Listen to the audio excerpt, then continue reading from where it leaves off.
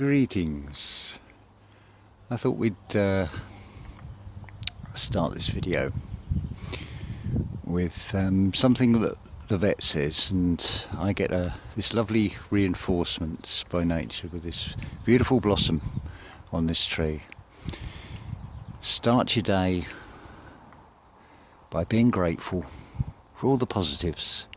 So this is what I'm greeted with when I open my eyes and I wake up. So it's a beautiful reinforcement by nature, and this one behind as well. But we'll get on to the main topic of this video now. One moment. Right, we'll get to the topic of this video. I was listening to Paul Black Sheep Researcher channel, his latest video, Evil at the Door, and he mentions within that video about Psalm, I'll find my place, it's an often quoted Psalm 137 verse 9.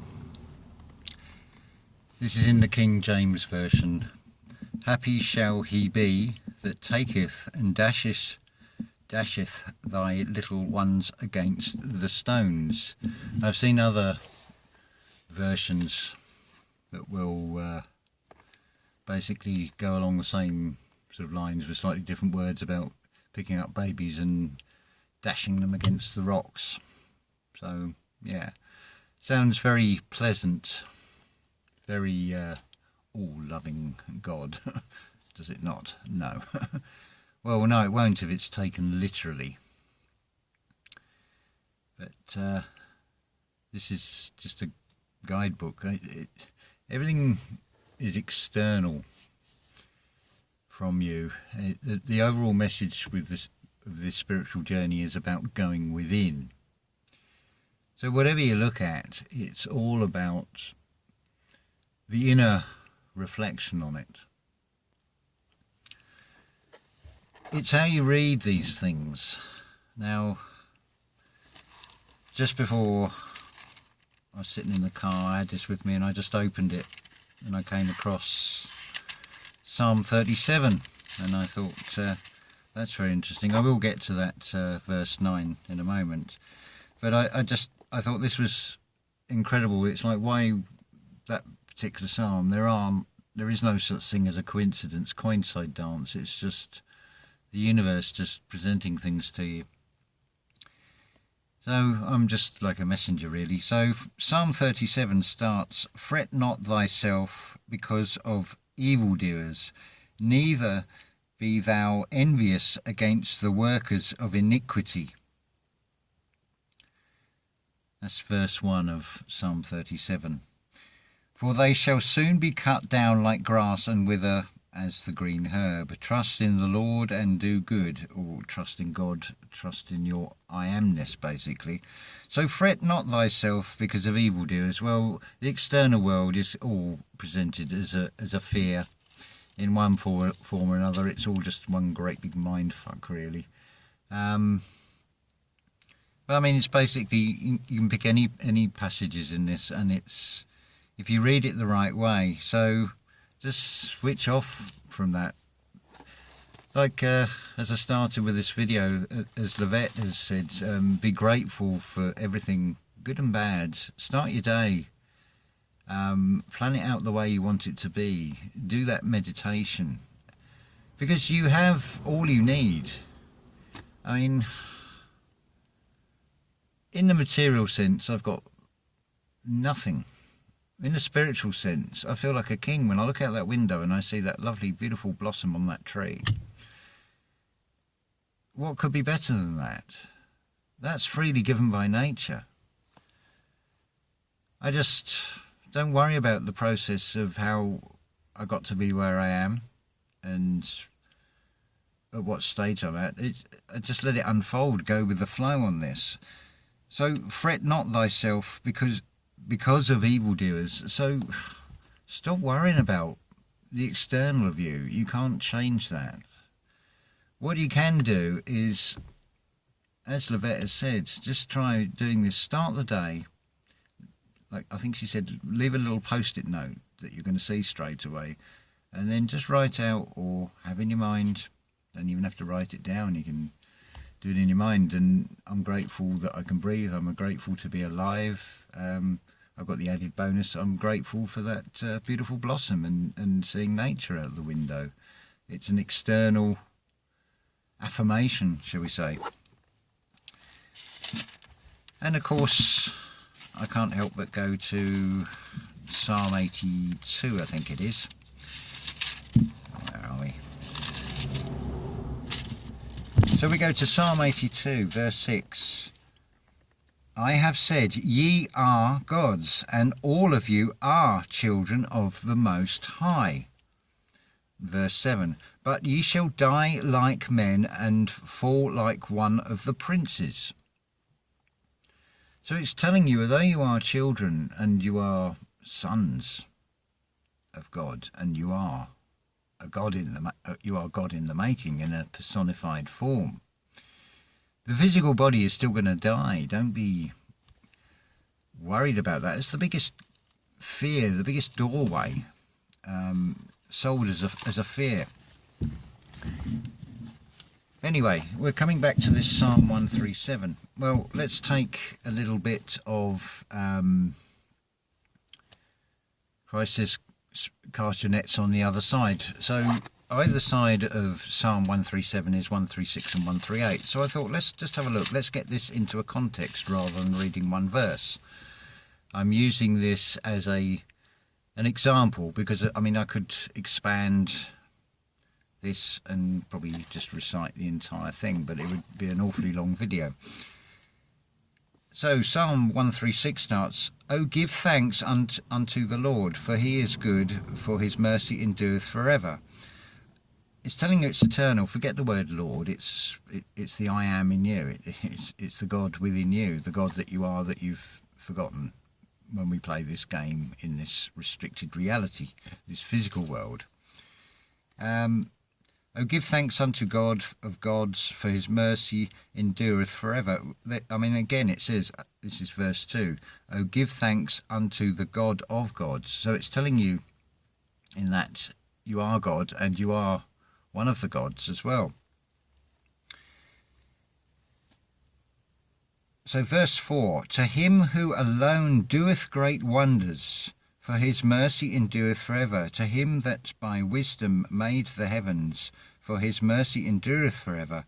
To him that stretched out the earth above the waters, for his mercy endureth forever.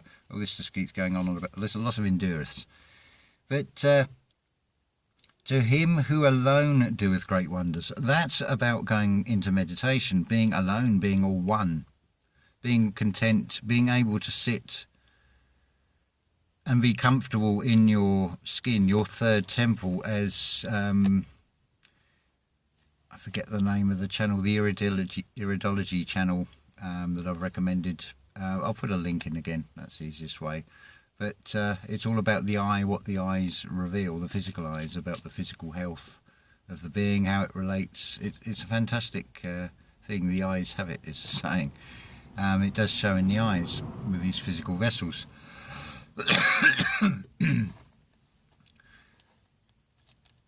So let's go on a bit further. So we go on to, I don't want to read every last line of this.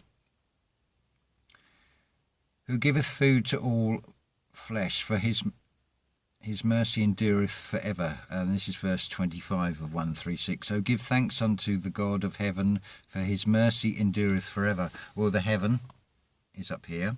It's the pineal gland again. It's telling you that it's basically saying exactly the same as Lavette. If you are grateful, if you give thanks for what you already have.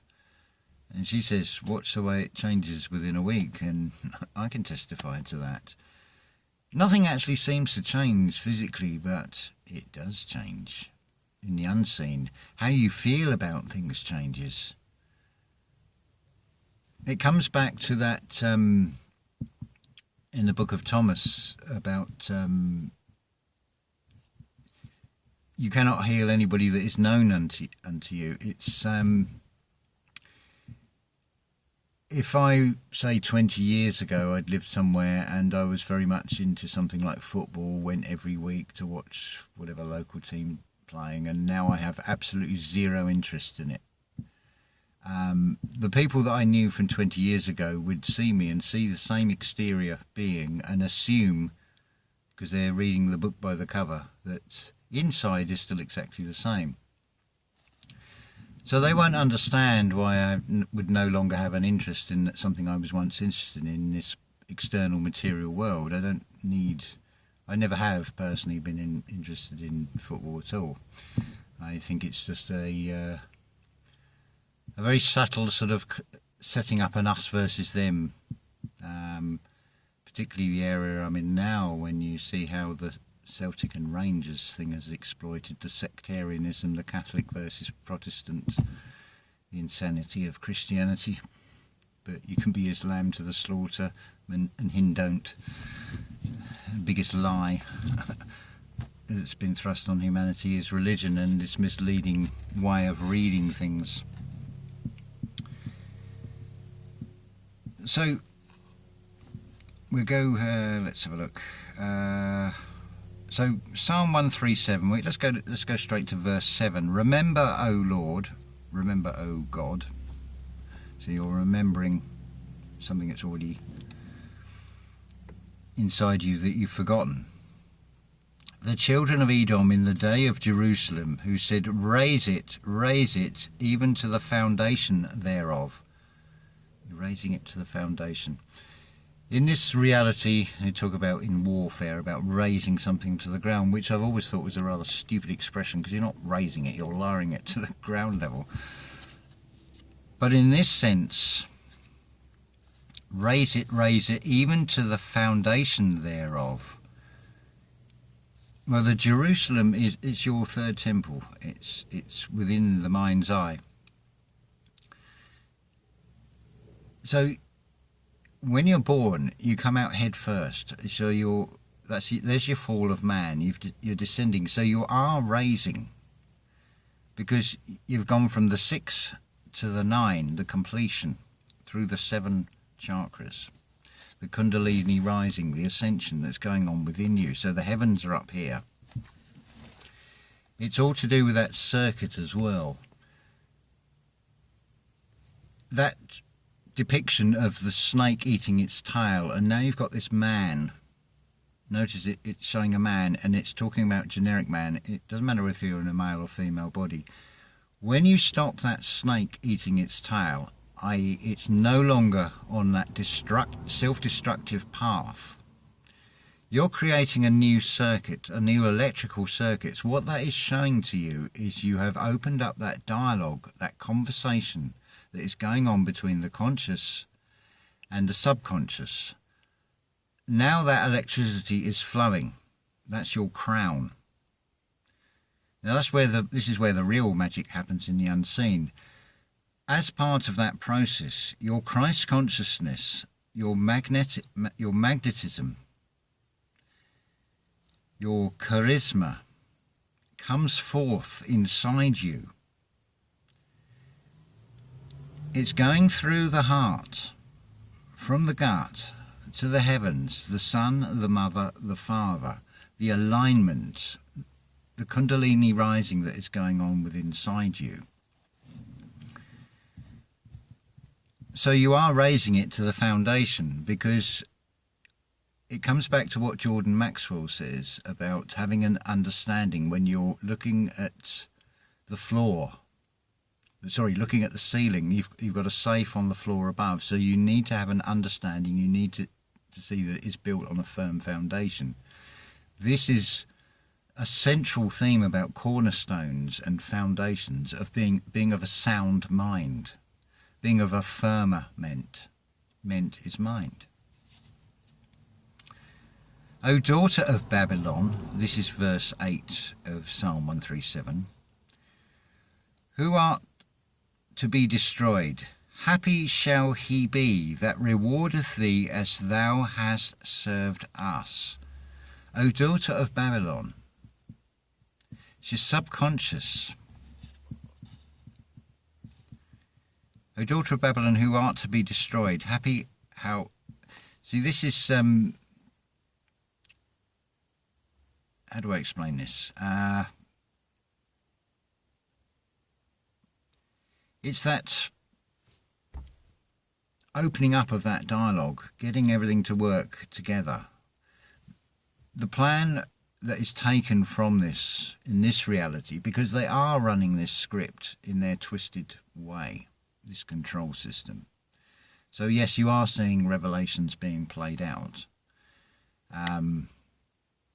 Whether it is actually just CGI or actually real, I'll leave that to you to work out.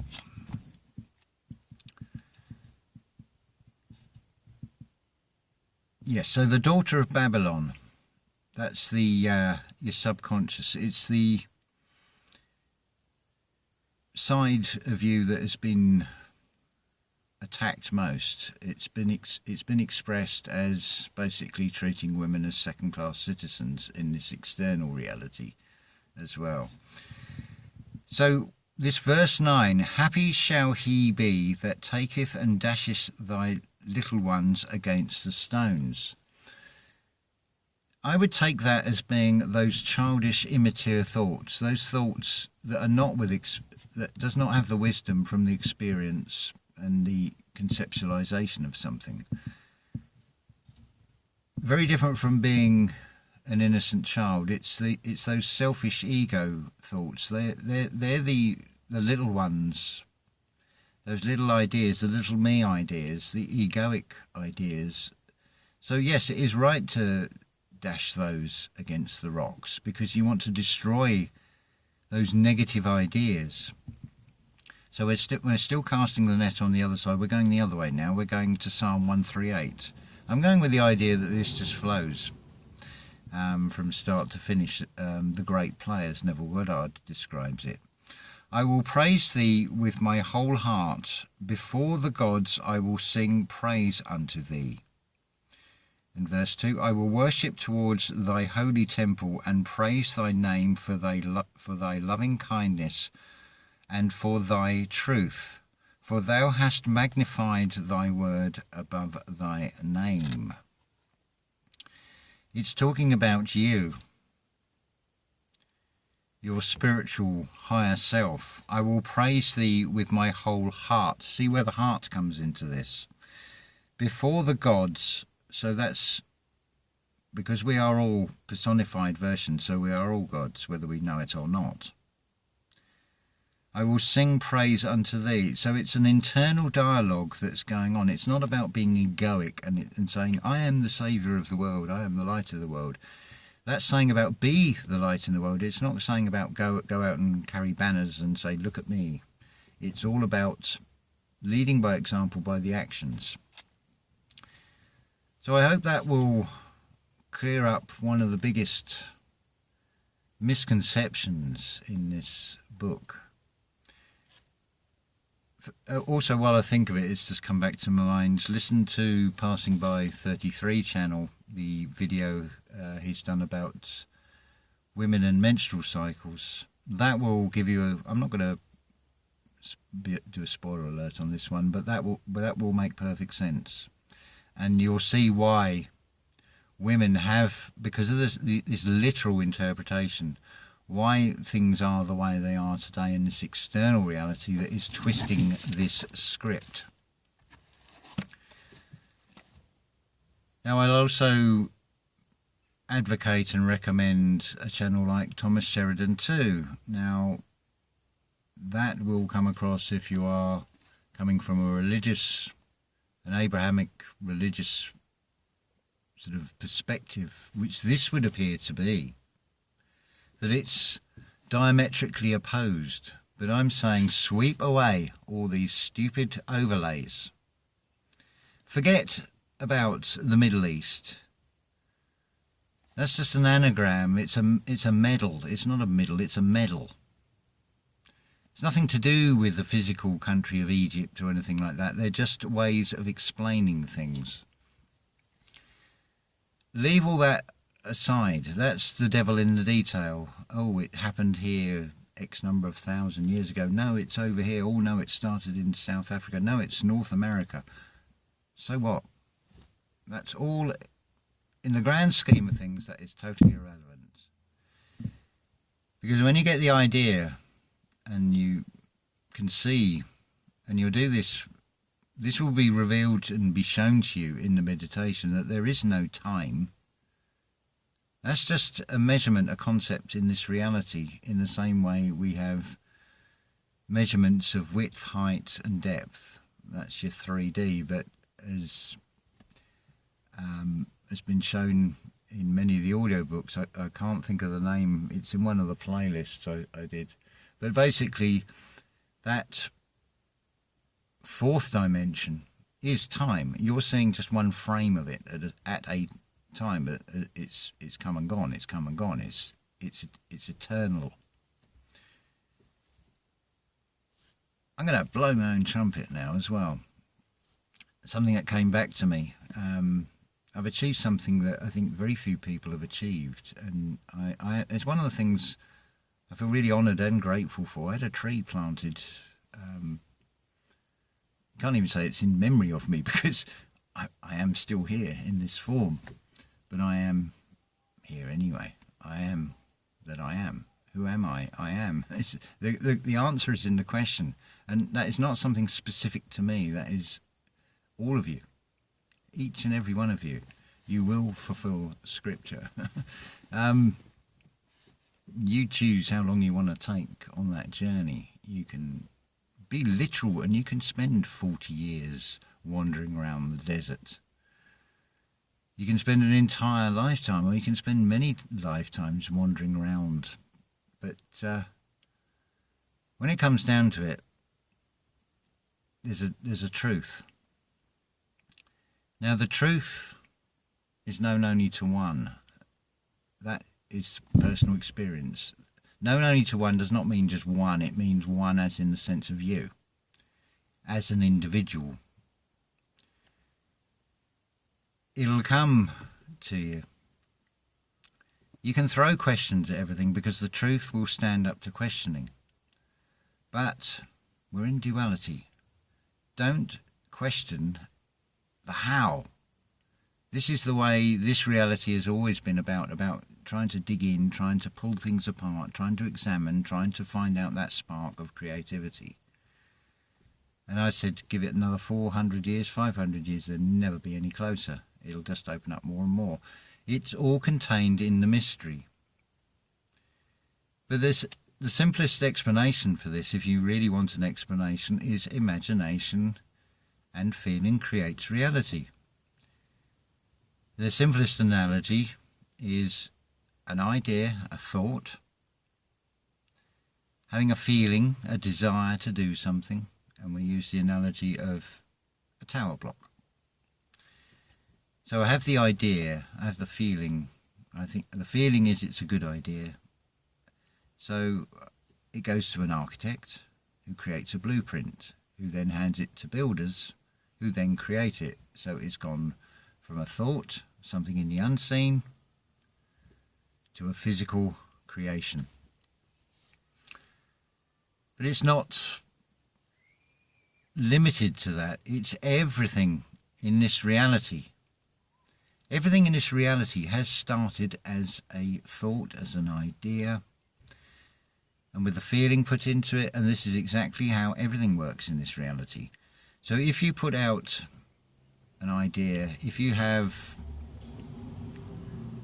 a medium called a medium of AI, especially if you have the ability, that has been shown over and over how a face can be taken, a different voice can be put with it, and you can create something on the screen that is totally false but looks believable. Or you can go with the internal eye, that inner knowing that comes from experience, that gut feeling that tells you when something is right or wrong, no matter what anything else is presented to you. If that feeling is telling you that there's something wrong with it, or it feels right, go with that. That is your best guide. That is the power and wisdom, the Christ within. Where it is on the sliding scale of the ascension, that's up to you as to how much work you want to put into this, what you choose to focus on, because by focusing on something, you are feeding it your attention, you are feeding it energy. So what do you think happens when you are looking at all these things that are basically saying, oh, look what they're doing now, there's this, there's that. Yeah, I've seen a lot of things at the introductory level, these sort of imitation insects that are supposed to be so deadly. Yeah, I've seen them in demonstrations on screens. I've seen a lot of things on screens.